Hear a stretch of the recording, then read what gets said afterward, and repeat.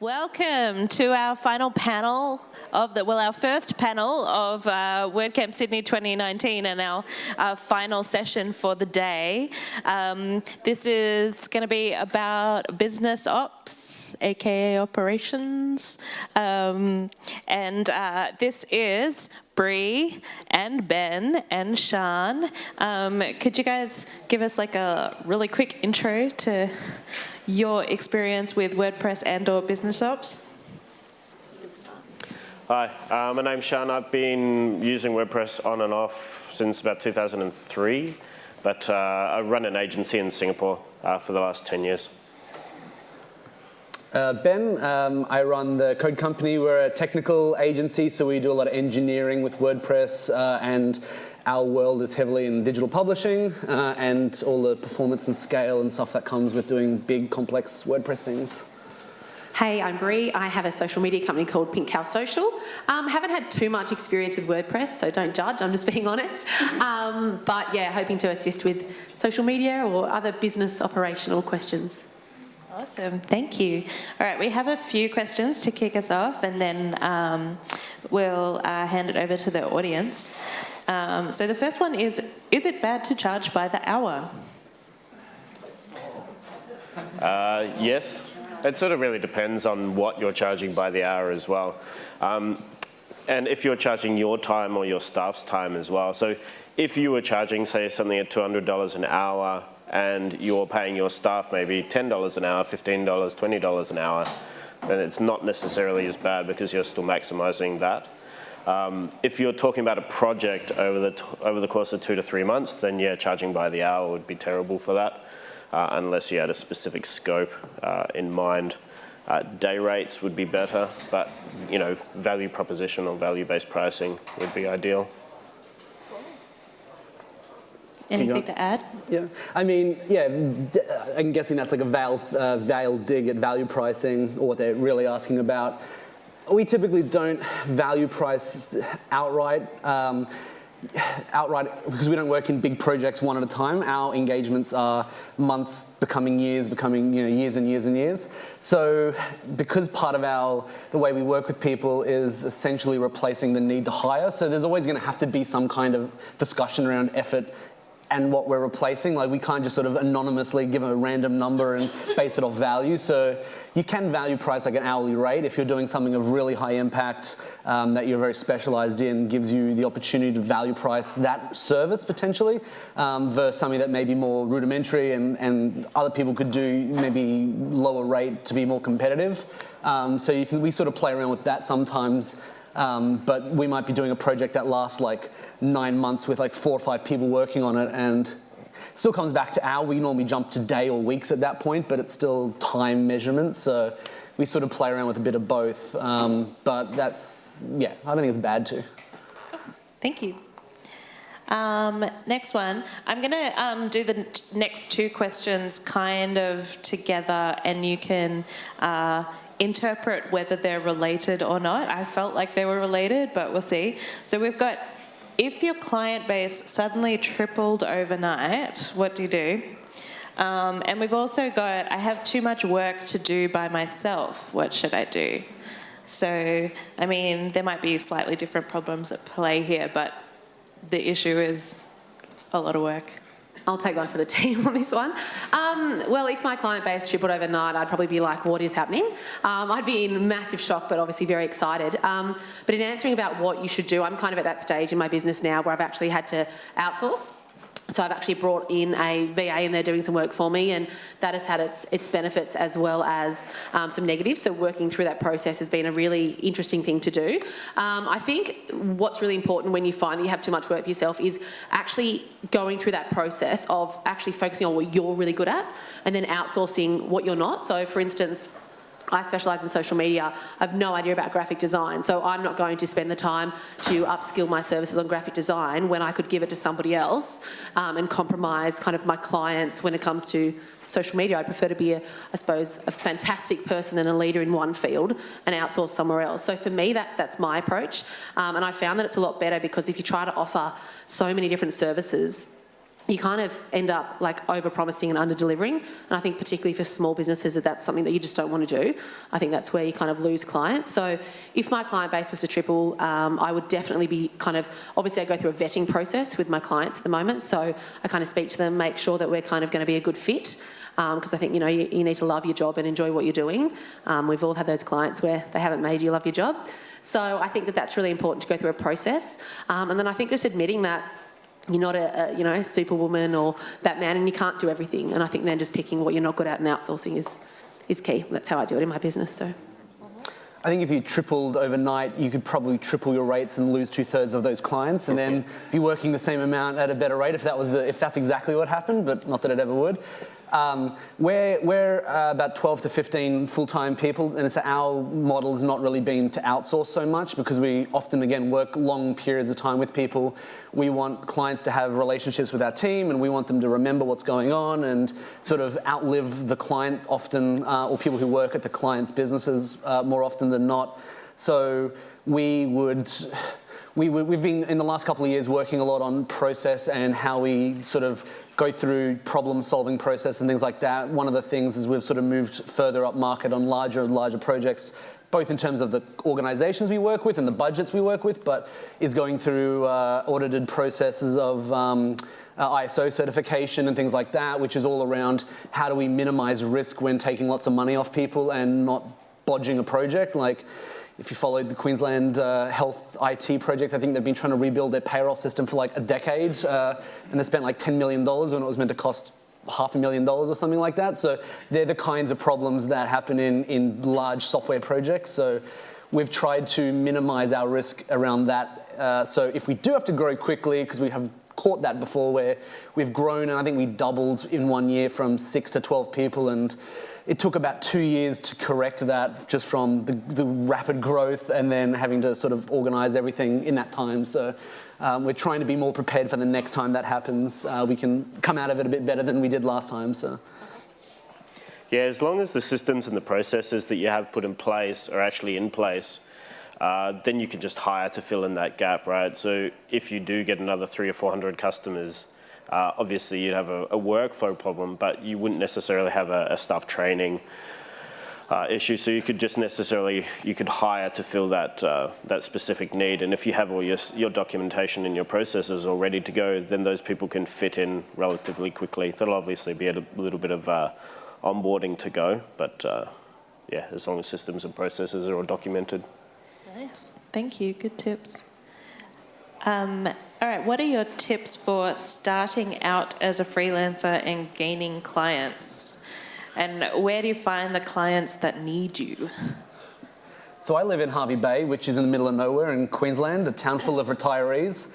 And our work is all in Sydney CBD and Melbourne CBD with some really big stock publicly traded companies doing huge stuff, which every once in a while I'll step back and think how crazy that is, that I can go to work in shorts and thongs and work, and as long as I have a presentable shirt on, I can still video conference with clients and they don't know that I'm a beach bum during the day or look like I'm unemployed. And for me, it was networking at different events and sort of always, I guess, having the integrity. When we talk to people, we never overpromise stuff. We never tried to over-deliver or anything like that. And it just was really a snowball effect for us so that we were able to build the business we have now from the middle of nowhere. Our whole team -1 is in Queensland, and all our clients are pretty much, most are in Sydney and Melbourne. So we've really managed to make that work. But it's just been so much word of mouth, and we're now at the position where we've got a lot of really good work on the books. We can start going and being a bit more ambitious and trying to. So yeah, when I first started out, I worked by myself for about 3 to 5 years until I hired that first employee. And I was telling someone today how nerve-wracking that was, that first hire for months, how terrifying the payroll of one person every week was. And now we have 15 people on payroll, and I don't even think about it. It just happens automatically without me at all now. So, it's definitely taken a long time to get to that point. But it was just slowly building and not trying to build too fast or too quickly and potentially blowing it all up. So that was my story. I think for me, it's been very much about relationships, and I'm very big on relational, building. And if you come to the social media engagement talk tomorrow, you'll find out why. But I think also being really active in groups. The only reason why I still have a personal Facebook is because I am really active on groups and I like to be part of, conversations and help people where I can, and I think that's a really big thing. And things like volunteering and networking opportunities have been really successful for me as a freelancer, just to meet new people. So if you can, get out and do that. Yeah, for me, it's a while ago now since I started the business, but we started off with just kind of friends and family. So I moved back to Singapore after being here for 10 years, worked for a wine company that failed after 3 months. So that was a bit of a disaster. So I started this business, did a couple of band websites, and then from there, just kind of friends and friends and friends. I actually was lucky enough to land a consultancy client, which kind of gave me a bit of a buffer to kind of grow and build that business. So I did it for 5 years by myself. And then, hired people kind of about 5 years ago as well. So finding a niche, I think, is really important as well. If you're looking at targeting and finding people, if you know their pain points, then you can kind of speak directly to them. I also ignored a lot of rules that experts give you, or people who proclaim to be very well read on things. People say don't do free work or things like that. I was always very strategic. We work with through family connections, like the local seafood festival, but I knew they were well connected with the Queensland industry body that ran that, and that was a foot in that door, which became a foot in another door, which became, we were doing 7 different peak bodies of Queensland, primary industries and chickens and all kinds of things. And it all came from doing some volunteer work and sort of doing a freebie for an event and things like that. So, we gave away stuff here and there, or strategically would offer to help someone for free, knowing that person actually sits at this company and that's actually where we want to work. So this is a sort of clever way of creating a connection, showing we know what we're doing, and building that kind of trust that we could probably, and sometimes it didn't work, but a lot of the time it was quite advantageous. So. Cool, nice. That's all of the pre-questions. Have we got any questions from the audience?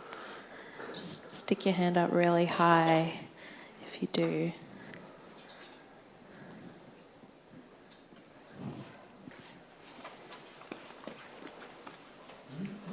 Hi, thank you.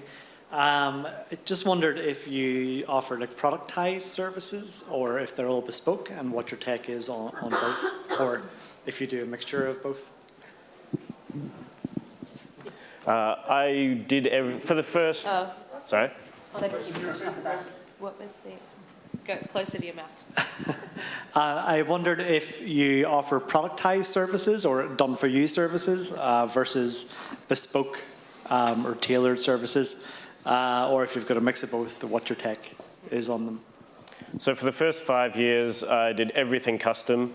And the last 5 years, we haven't productized our, service as much as more of our internal process. So we still deliver a custom solution, but internally, everything's very productized, so everyone knows their specific roles. So we typically roll out the same type of product.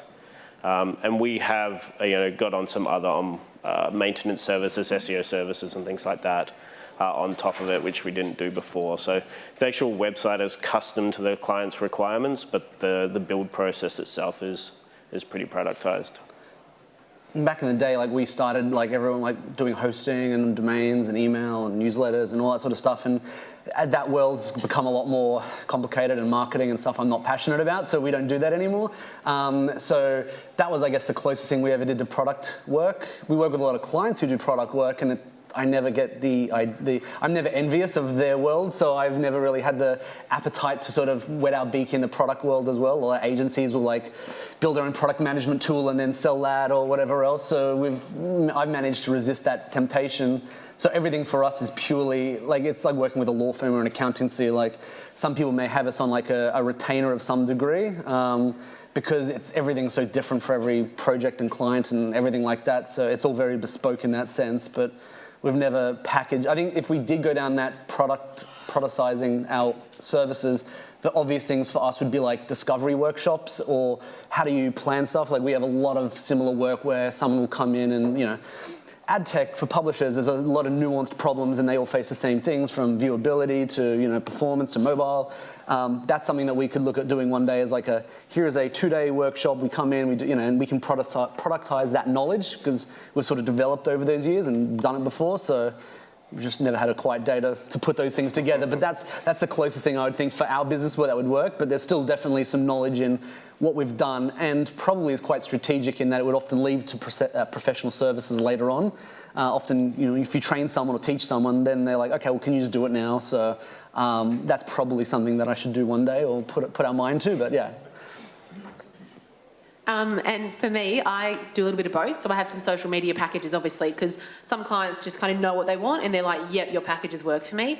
If they don't, because they can, because I am still growing and I've got a small team, I'm able to go, no problems, we can kind of customise that for you. Because I think if a client comes to you, one small business to another, you don't really want to turn them away. And if you get on really well with them and you have that, they kind of pass that vetting process, provided that we can kind of get on the same page and it's not too far from the price of the other packages, I'm more than happy to customise something. And especially for copywriting, I think if sometimes you have set prices, it can just totally scare people away. So that's my experience with it.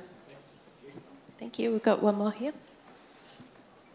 Thanks for your insights already. I was just wondering how WordPress has underpinned your current success, and where do you see the future of WordPress within your businesses?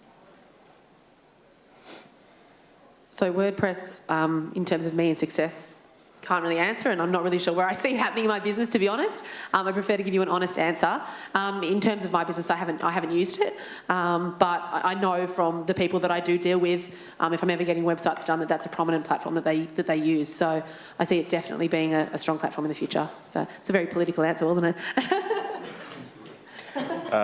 I've used it, like I said, so I used it very early days before it was WordPress and it was Cafe Log and all of those types of things. So I came back to it in 2009 once I started this business. I tried Expression Engine and a whole bunch of others along the way. So all we do now is WordPress and we promote ourselves that way, a trademark aside. So yeah, that's all we do, and kind of the future for us is to kind of move a little bit away from third-party add-ons like Beaver Builder and Elementor, and to go back to building things in Gutenberg. There's a lot going to be happening in this space in the next probably 2 years about expanding it into a full website builder, mainly for WordPress.com, but also will funnel down to WordPress.org. So about kind of having that JavaScript experience to be building those custom solutions in Gutenberg is kind of the way I see it going forward. And I started building stuff in like CGI and Perl, and then moved into PHP, and then moved into CodeIgniter. And then this is sort of at the point WordPress was starting to become useful and actually could do more than just blogging kind of thing. So about the 3.0 release, I think it was, when it started sort of gaining some maturity. And I worked with a freelancer who did some stuff for me once in a while. He was playing with WordPress, and that's where I started getting around it and understanding hooks and filters and things.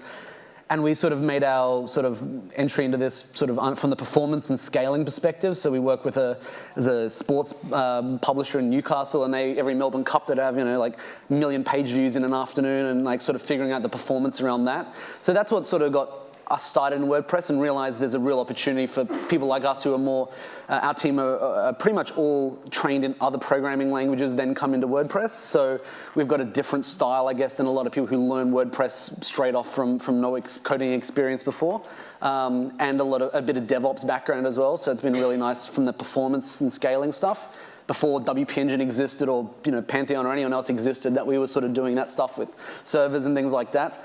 And that sort of just evolved into publishing. So we're still banking on WordPress in the publishing perspective. There's a lot of politics in which way WordPress will go, what the product and what the vision and what automatic and all that sort of stuff. There's a lot of that, so we sort of probably sit that out and just sort of observe and keep an eye on where things are going. There's nothing that I don't think in WordPress's consumer rise affects what we're doing with publishers. So I haven't had any inkling to think that we need to change ships. But when we rebranded like 5 years ago, one of the things was we don't want to be like WP agency or the code WP. We've got enough autonomy in our brand and our identity that we could apply the same sort of, because at the end of the day, what we sell is critical thinking. So we could do that with any other tool if we wanted to. If we wanted to switch teams to Drupal or Laravel or whatever else, we could do that. But I still see a lot of hope in how WordPress is working, adoption, the people we work with, like clients enjoy using it. It's really extendable, flexible, so it ticks all the boxes from us. There's not like some big feature that I really wish we didn't, that it had, that it doesn't, things like that. So for us, it's still, that's where we're going, and that's what we're sort of hanging our hat on for now. So. We have one question right up the back here. Thanks for your views. Question I have is, while I've got you here, if you wanted to outsource, I know you've already given a little bit of a view about this, but if you wanted to outsource, where would you look? Who would you use? Again, just being completely honest, I went to a conference back in August and I'd heard of a few different companies. I met with the sales director of a company called the Virtual Hub. So again, for what I have given my VA, it's just very much a lot of designing. Like, I still very much keep the copywriting because I have a very certain style of writing which I know people like. So I've kind of given him the fun things, like all the design things that I actually really loved, but I just didn't have time to do all of that. So I very much sat with them and said, look, these are the tasks that I want the VA to do.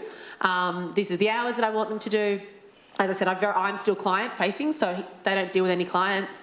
They just do a lot of the, like uploading images and things like that. So I went through a very strict process, and I must give credit where credit's due. I know that we had Rosie talk about outsourcing, and she was fantastic, and everyone has their own opinion, but I must give them credit. They go through a very thorough process of appointing you. Like, I had the interviews with the VAs that they had put forward. The VAs had gone under 6 weeks of training. So I must say that for a company that actually does offer that, they're very, stringent on their processes. They have to pass certain literacy tests and, So they've been great for me, and there have been a few teething issues in terms of understanding some programs, but very early on they say to you, what programs will you want your VA to use? I told them, and if they weren't trained in them, they either could be trained in them, or I would send through an educational video on how I wanted them to learn. So for me, that's worked for me, and in 2020 I'll probably bring another one on, maybe for half the time, just to kind of see how that goes. But I think the biggest thing for me with outsourcing with the VA was just communication, finding a communication platform. He really likes audio, so if we don't talk through Google Hangouts or something like that, I'll record a message and send it to him. So, yeah. I started with a VA through an agency called Outsourcing Angel probably about 4 years ago now. And I used them for 2 to 3 years, and then sort of grew the team a little bit. So there's 6 now. So I'm in Singapore running that agency. I've got offshore designer, offshore 3 developers, and then I've got some content writers and things like that. Content writers are basically small businesses that offer those services. We kind of have contra deals and things in place. They don't want to do the web. And so we refer that way. So I've got some people down here in Aussie that do that. In terms of finding people, I found my first dev who's been with me 4 years on Upwork. I did a pretty rigorous test. Hired about 6 people to produce a one-page website, essentially, with a JPEG. Paid them for their time, and then hired the right one. And then over the course of time, I've hired more. Through Upwork, I found a whole bunch through LinkedIn, Hubstaff. There's lots of platforms. Some people on Slack channels as well. Lots of places. I don't have a VA, I just ignore all my stuff on Slack until they ping me enough. But I've never wanted to build a business built on outsourcing. I think part of that is I've always wanted to hire someone who's better at me at something, whatever that skill we're out to hire is. So I should be the dumbest person in the room when we're with our team. And that also goes to the sort of engagements again that we have, that no client ever comes to us and say, we want to actually build this, this, and this. They'll more likely come with a problem. And any time we've ever had to do some outsourcing, it's rarely worked in our favor, or it's sort of maybe got us over the line, but we've had to then deal with it for years after and had to go back and clean it up and on our own dime.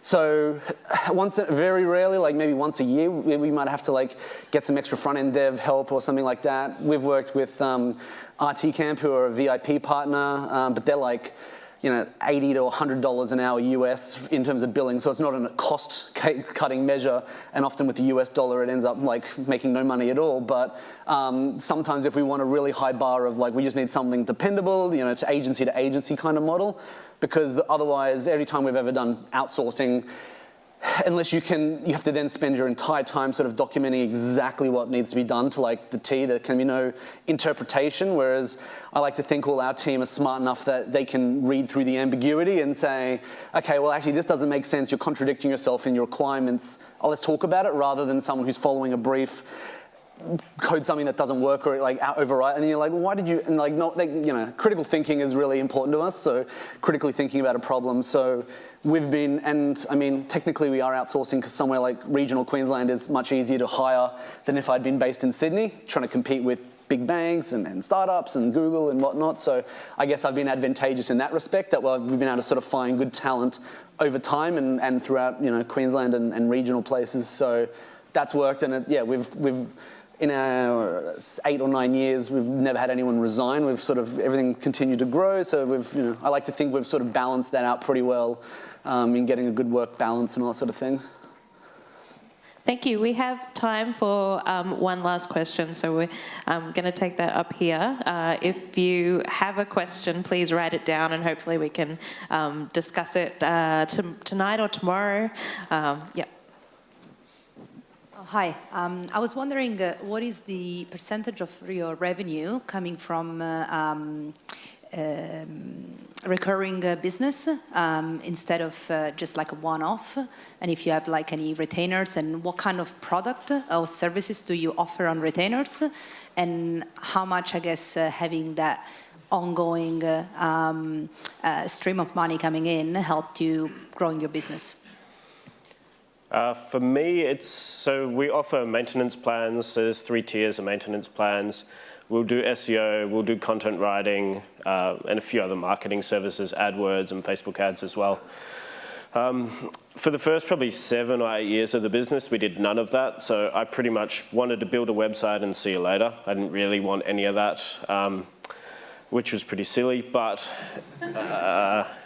yeah, I just really wanted to build the project, move on to the next one, build the project, move on to the next one. So yeah, about 3 years ago, we just introduced it. We have 100 clients on maintenance packages on various tiers.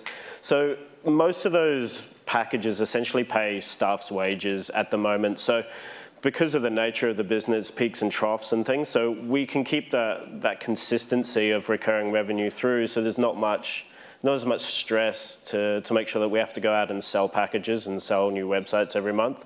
So that recurring revenue essentially takes care of salaries for the 6 staff members. That's how we, like, that helped us in our growth when we started hiring, was like that hosting revenue. We've since got rid of it all because it's a whole different world we don't want to be involved with, but that was that recurring kind of revenue that sort of gave me a little bit more confidence in terms of the professional services. But for us, we're like all 100% professional services now. And I think like this year, we may have like picked up 1, 2, maybe 3 clients. Like we don't have a lot of new clients come on because we have all our existing ones constantly having stuff done. We kind of replace the need sometimes for an internal team. So business may need 3 to 4 days a week worth of stuff, but they don't want to pay a 6-figure salary for an engineer in Sydney and have the risk that they just walk out and have no recourse. So we sort of sit in that sweet spot. So all of our work is recurring. Like very rarely we'll do like a standalone project, just ship it and then it's their problem. We're normally engaged in some capacity, sometimes like caretaker, sometimes day-to-day active, like patching WordPress and security releases, and every time there's a DDoS or like a botnet attack, like that's every week at the moment, like keeping it on those kinds of things and letting them do their work. So ours is heavily recurring and sort of, it's somewhat forecastable, and then there's always projects within that. So we might have a basic kind of retainer, and then we might also have a project stacked on top of that, that we have to build something else. So that's sort of, yeah, when I look back, like I think last year we got 1 client for the whole year, but if that was any other business, you'd be terrified, but we were actually packed all year, so it was actually quite fine for us. So I'll keep it really short because I know you'll probably want to go to the after party. So for me, being a small business, I'm just kind of focused on obviously income and expenditure. And so very much so, whilst it's not retainers, obviously I charge a weekly package for my social media. So I know kind of the guaranteed amount that is coming in each week off that. And so then anything else that kind of comes in off, I suppose, bespoke or customized packages is kind of like fantastic. But all of the money that I have from clients is well and truly obviously paying the bills and allowing for me to pay my outsourcing and things like that. So whilst I don't know the exact percentages, and whether you want to call the weekly thing a retainer or not, that's kind of how I work. So I have set social media package prices, and then obviously if people want to customise things, they do that. But yeah, I just always make sure that the income's greater than the expenditure. So it's worked for me so far, so that's my simple formula. All right, can I get a hand for the panel? Thank you so much.